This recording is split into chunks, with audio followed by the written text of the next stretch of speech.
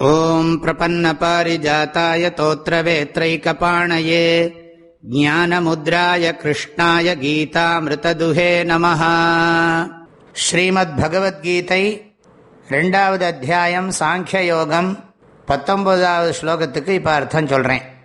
யயேனம் வேத்தி ஹந்தாரம் யஷ்சைனம் மன்யதே ஹதம் உபௌ தௌ ந விஜானீதஹ நாயம் ஹந்தி ந ஹன்யதே.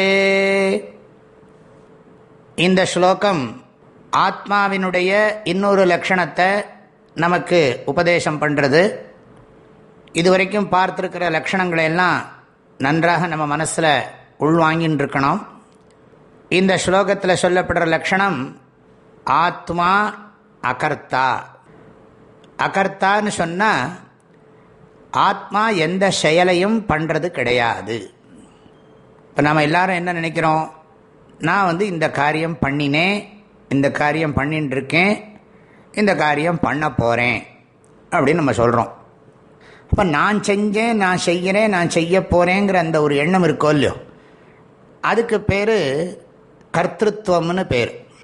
உண்மையிலேயே இந்த கர்த்திருவங்கிறது எனக்கு கிடையாது. எனக்குன்னு சொன்னால் சுத்தமான சைத்தன்யமான ஆத்மஸ்வரூபத்துக்கு கிடையாது. இந்த உடம்பு மனசில் இருக்கக்கூடிய நிழல் உணர்வுன்னு ஒன்று சொல்கிறோம். நிஜ உணர்வு வேறு, நிழல் உணர்வு வேறு. அத்வைத சித்தாந்தப்படி நிஜ உணர்வு சுத்த சைத்தன்யம்ங்கிறது இந்த உடம்பையும் கடந்து எங்கேயும் வியாபிச்சிருக்கு.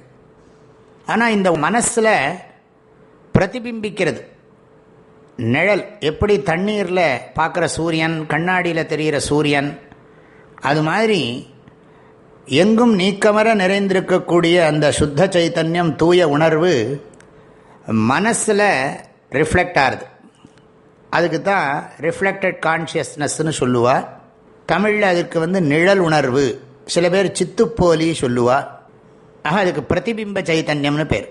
இதைத்தான் நம்ம அத்வைத சித்தாந்தத்தில் ஜீவாத்மான்னு சொல்கிறோம். இந்த ஜீவாத்மாவுக்கு தான் கர்த்திருவம். ஆனால் இந்த ஜீவாத்மாவுக்கு அப்பால் இந்த பரமாத்மஸ்வரூபமாக இருக்கிறதா நம்முடைய நிஜஸ்வரூபம். இது உண்மையும் இல்லை, இது ஒரு மாயத் தோற்றம். இதெல்லாம் நம்ம அடுத்த சில ஸ்லோகங்கள்லாம் படிக்க படிக்க நமக்கு புரியும். ஏற்கனவே நம்ம 16வது ஸ்லோகத்தில் இதை பற்றி ஓரளவுக்கு தெரிஞ்சுன்னு இருக்கோம்.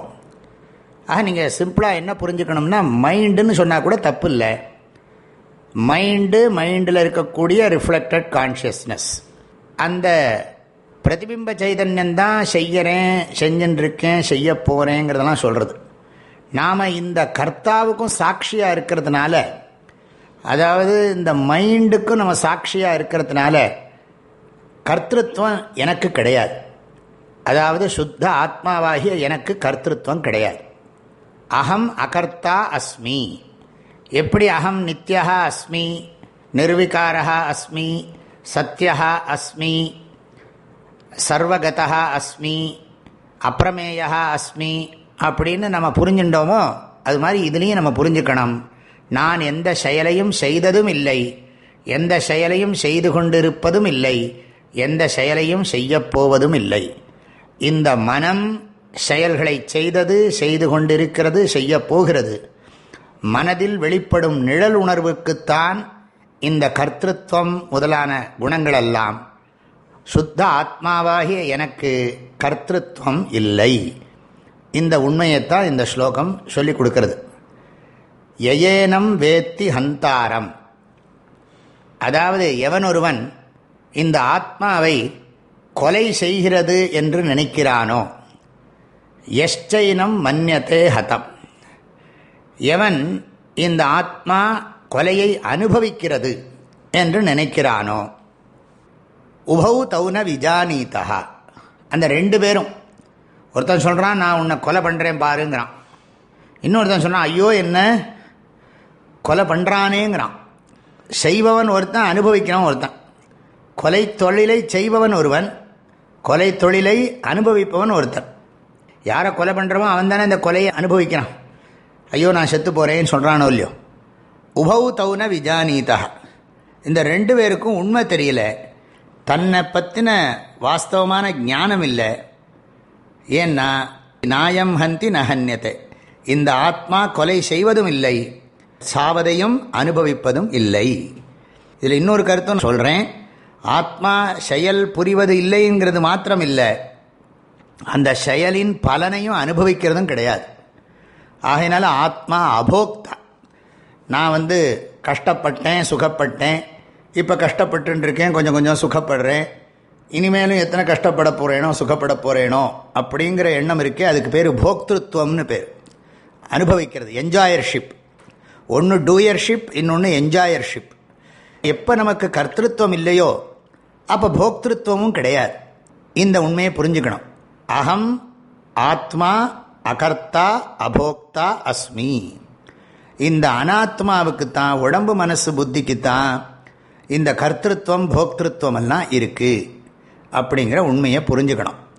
ஆக இந்த ஸ்லோகத்தில் பகவான் ஏன் கொலை தொழிலை சொன்னார்னு சொன்னால், இந்த யுத்த பூமியில் இவனுடைய அர்ஜுனனுடைய டியூட்டி இங்கே வதம் பண்ணுறது தான். அதர்மத்தின் பக்கத்தில் இருக்கக்கூடியவர்களை வதம் பண்ணுறது தான். அதே சமயம் தர்மத்துக்காக போராடுபவர்களும் அவர்களும் இறக்க வேண்டி வரும். ஆக இந்த யுத்தத்தில் ஒருத்தர் வதம் பண்ணி, அதனால் ஒருத்தர் வதம் பண்ணுவார், இன்னொருத்தர் அந்த வதத்தோட பலனை அனுபவிப்பார். ஆனால் உண்மையிலேயே ஆத்ம தத்துவத்துக்கு செயல் புரியும் தன்மையோ செயலின் பலனை அனுபவிக்கும் தன்மையோ இல்லை என்பதை உணர்த்துவது தான் இந்த ஸ்லோகத்தினுடைய முக்கியமான நோக்கம். எனவே நாம் எல்லோரும் இந்த ஸ்லோகத்தினுடைய உள்ளார்ந்த பொருளாகிய ஆத்மா அகர்த்தா அபோக்தாங்கிற ஞானத்தை புரிந்து கொண்டு, இந்த ஞான பலத்தோடு நாம் உலகத்தில் இன்ப துன்பங்களை எதிர்கொள்வோம்.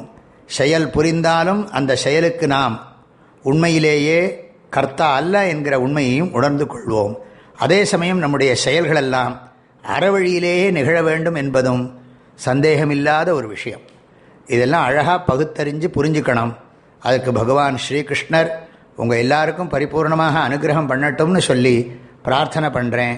உங்களை எல்லாம் மனசார வாழ்த்துறேன், பரிபூர்ணமாக ஆசீர்வாதம் பண்ணுறேன். ஹரி ஓம்.